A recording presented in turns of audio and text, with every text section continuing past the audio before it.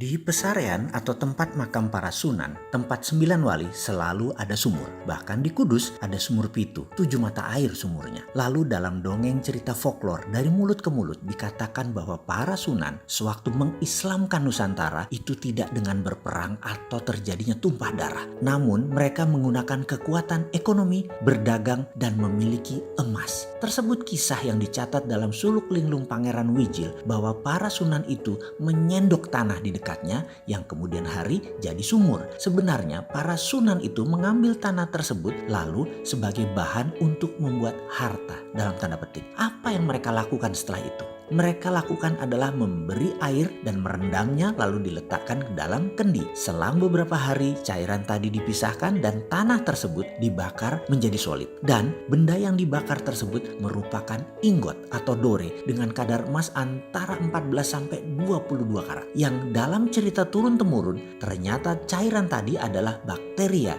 atau kalau dalam bahasa modern dalam ilmu patologi itu adalah bioengineering. Para sunan memisahkan unsur logam tadi menggunakan bakteria. Para sunan melaksanakan bioengineering jauh sebelum dunia mengenal mikroba, virus, bakteri, di mana mereka menyebutnya dengan istilah lelembut. Saking halus dan kecilnya, ini bukan makhluk halus seperti jin, setan, dan segalanya. Ini adalah makhluk kecil super nano yang bekerja menurut hukum alam. Inilah yang menjadi kunci sukses bermain di bidang metalurgi yang harus dicari oleh generasi anak bangsa Nusantara, kekayaan ilmu teknologi logam. Osmium misalnya, benda logam yang berat jenisnya lebih berat dari besi namun selalu oily, licin. Kalau osmium diproduksi dibuat untuk benda yang rotating berputar seperti turbin, jet engine, baling-baling propeller kapal laut, maka pelumas olinya hanya perlu 10% saja kebutuhannya. Mesin menjadi lebih baik performanya dengan perawatan yang rendah. Dunia aviasi dan dunia maritim bisa maju 3 kali lipat dari sekarang dan osmium itu banyak di bumi Nusantara. Palladium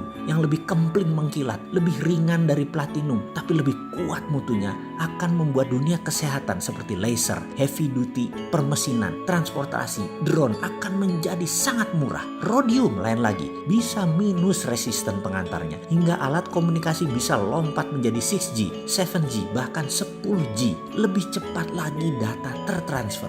Thorium membuat listrik tenaga nuklir tidak lagi berbasis uranium yang berbahaya. Membuat biaya listrik berbasis minyak bumi, batu bara menjadi kemahalan karena dengan thorium per kilowatt hour hanya $0,3, jauh di bawah harga batu bara yang $0,8 dan jauh di bawah gas yang $1,1 untuk energi listrik. Semua itu adalah budaya metal. Mulai dari metal biasa, metal tanah jarang atau rare earth, hingga precious group metal. Semua ada di tanah air tercinta ini. Sebelum melangkah jauh, kita merenung sejenak, menengok apa yang para sunan sudah lakukan untuk anak cucunya, untuk bangsa Indonesia. Bukan hanya nikmat agama Islam, namun budaya luhur, budaya logam dia wariskan untuk kita. Untuk menjadi yang terdepan, warisan beliau-beliau tersebut harus kita pertahankan. Inilah strategi SWF, Sovereign Wealth Fund, berbasis natural resources capital yang selalu didengungkan oleh si bosman yang sok keminter ini. Menggunakan kekuatan kedaulatan sovereign natural resources untuk menjadi alat tawar kepada negara lain. Bukan menjadi pengemis minta-minta pinjaman seakan-akan kita ini miskin. Sekali lagi, sejarah sudah mengingatkan, wahai pejabat, rajin-rajinlah baca sejarah dan menengok kekuatan bangsa sendiri. Semua tersedia, semua tinggal dipakai. Masih gak ngerti juga ya SWF ilmunya para sunan ini ya? Ngobrol dong kita.